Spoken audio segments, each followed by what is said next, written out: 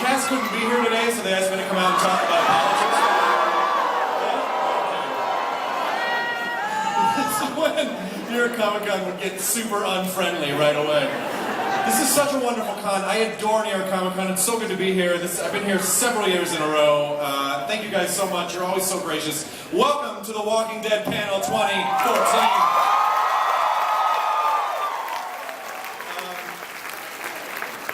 I normally don't. I love your blue frozen banana stand shirt, sir. I normally don't watch the episodes before we actually do the Talking Dead that day, but I went to the premiere last week, and this episode is mind-blowingly insane. Like, from second one, I think it's the most intense season premiere to date, the most action-packed season premiere to date, and the most satisfying season premiere to date. You guys are in for a treat. I would like to say that I love you too. The episode airs tomorrow night, as you probably know, at 9 p.m. on AMC.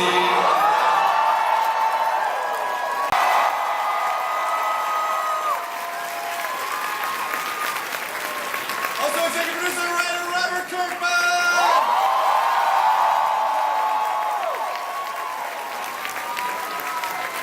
Executive producer Galen Hurd!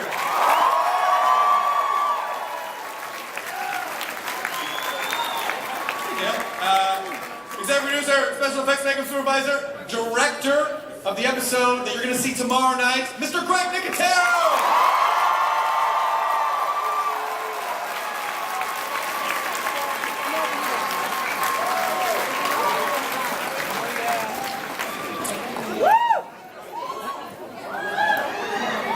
I feel like the lights are usually lower in here. I don't like seeing all these people. This is terrifying. It's only about 3,500 people. That guy loves you. Because we pick up right where we left off last year. The season premiere before, we had an 8-month gap. So when Rick is in the train car at the end of season 4, he says they don't know who they're messing with. We get to pick up the story right away. So we didn't have to worry about telling you guys where the characters were because we know where they are. So we're able to pick it up. So the momentum just blasts us off right away. I got chills. I've seen it 10 times, and I got chills watching it and hearing the anticipation in the audience. It was great. We should have kept going. Yeah. Last season started out pretty sedate because the idea was that you wanted everyone to sort of feel like they had started to settle, so that you could then rip the earth out from underneath them. Yeah. But this season, you just saw just the first couple minutes, and it just goes crazy from there. So was that a conscious decision to say, we want to start off season 5 super intense? Yeah, I think so. I mean, listen, the writers, Scott Gimple, the show couldn't be in better hands. I love that I get to direct his scripts because we're a great team. I feel like everyone on the show, all the actors, everyone's firing on all cylinders. And this script was fantastic. And getting a chance to get right into it. Every emotion that you feel, that you have felt in the last 4 years, you will feel in this one episode. You get Not the dance number. No, okay. So, Scott, so last season we started to see a little bit of Michonne's past. We started delving in a little bit. So are there is that going to be a theme this season, is starting to unlock more about where these people came from and who they were before? Absolutely. It's going to be more recent. Pulled into the show this season. We're still going to be changing things up quite a bit. You can applaud. That's great. We're still going to be changing things up quite a bit, and I'm very excited about these changes. They're going to be really cool, and I love all the twists and turns that we're taking this season. But I think it's safe to say that this season is probably going to follow the comics a little bit closer than we have in the past. And even from a visual standpoint, in places that you wouldn't expect. I mean, Greg, when he directs, his notebook is just full of panels from the comic book, and they might not even be the issue that corresponds with the story that we're at in the moment. Yeah. I mean, when I directed episode 9 last year, which was when Rick almost dies and Carl's alone and Carl fights the walkers, that was probably the closest adaptation that we had ever done to the graphic novel. So there were shots, there were drawings and panels from the graphic novel that I... By the great Charlie Adler. What's that? Name check that one. I mean, we just took that story and added pudding. And now you can see it in the bad lip reading. Yes. Yes. Carl Papa. I feel like we contributed to that curse for poor Chandler because I was like, hey, let's get the word pudding trending on Talking Dead. And now, the last time I saw Chandler, it was like, people yell pudding at me all the time now. Poor guy. He also came out at San Diego Comic-Con eating pudding. Yeah, eating pudding too, so he did sort of be into it. Gail, if you could describe this new season in just a handful of words, how would you pitch it to someone? Kick-ass, utterly relentless, and totally heartbreaking. When I took my job, it never occurred to me that I was going to have to be like a therapist for people. that we might lose characters that we love, and then I'm the first stupid face you see, like, oh, I'm sorry, I didn't do it. I didn't do it. It is a weird thing to be, when we're doing the scripts, we're doing the cuts, and especially at the end of some episodes that are just devastating, which there will be a few of those. Yeah, really devastating. Yes. We're not kidding. Yes. Sorry. To think, I do think about what you were going to do right afterward. You should just have couches on Talking Dead. Everyone could just lay on the couches and it'd be like therapy for 4 minutes. And Scott Gimple can come in as the Grim Reaper. Honestly, Chris, I think it's our goal to get to a point where we have at least one episode where your little Talking Dead plug afterwards is just you crying. Yeah, just sobbing like, get the camera out of my face! I'm sorry, I can't talk right now. Get through that. I'm like, all right. Come on. Gail, do you have anything you want to announce about season 5?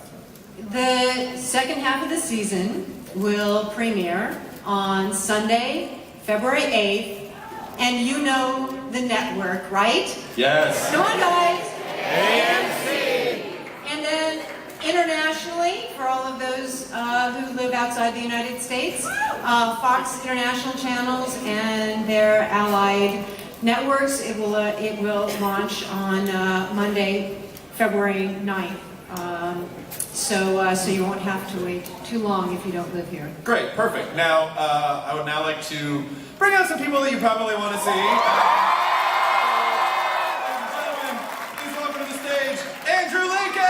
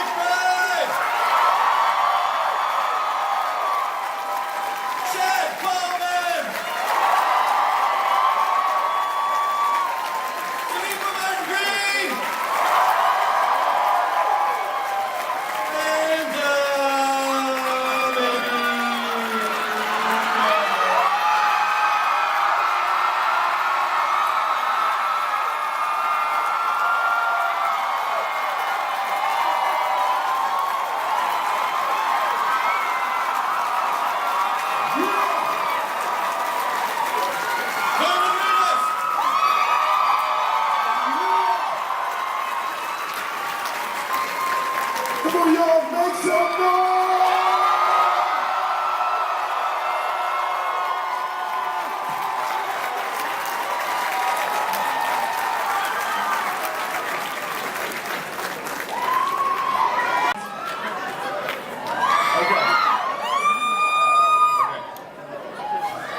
What a reception!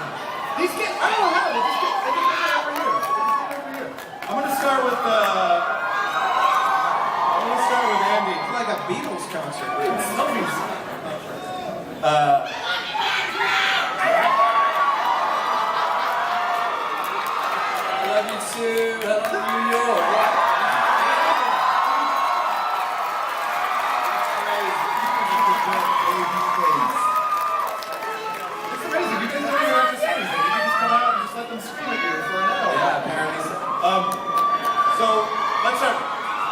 Andy, let's start with you because I think we finally, at the end of last season, saw the transformative moment where Rick came back, but like more intense.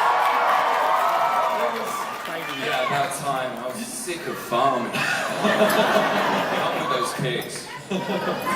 So Rick had a rough time. He lost his wife. Was ostensibly, for all he knows, has lost a child. Like, he doesn't know what's going on, who he is. He was having this existential crisis. Yeah, but now he's back. Yeah, I think you meet a man very much at the peak of his powers. I think he's he just bit a guy's throat out. So Yeah. It's safe to say this season I've been listening to a lot of Prodigy and death metal. You're a fire starter. Rick's a fire starter. You can smack my bitch up. That's the name of the song, kids. That's the name of the song. Yeah, that's the song. Your parents used to go to raves and take ecstasy. That's what they would dance. If my mother's watching, I'm so sorry. So how this season do you feel like he is grounded and intense, or has he completely spun out of control intense? A little bit of both.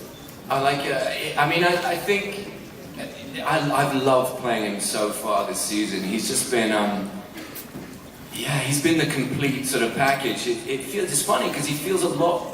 I kind of regret killing Shane. You mean the guy who nailed your wife?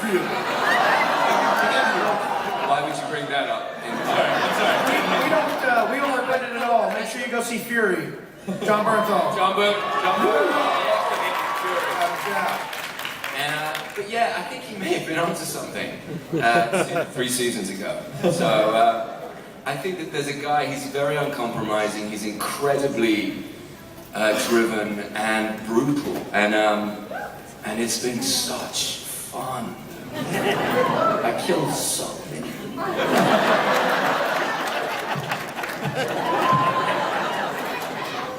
I think it's fun to see basically the people who are the survivors start to mimic the savagery of the walkers. I mean, that moment where you rip the guy's throat out with your teeth. I mean, that was very much of like, hey, we're all kind of in the same boat. Yeah, I mean, I think that I remember phoning Scott, Mr. Gimple up, and said, we've always been very responsible about violence in the show, and I think, there's a line in the sand that was drawn. Are we stepping over it at this point? And like most of the decisions and the brilliant storytelling that my dear friend has done over the last 2-3 years, he was absolutely right. When I did the scene, they were about to violate my son. So you had to... It made complete sense as a father,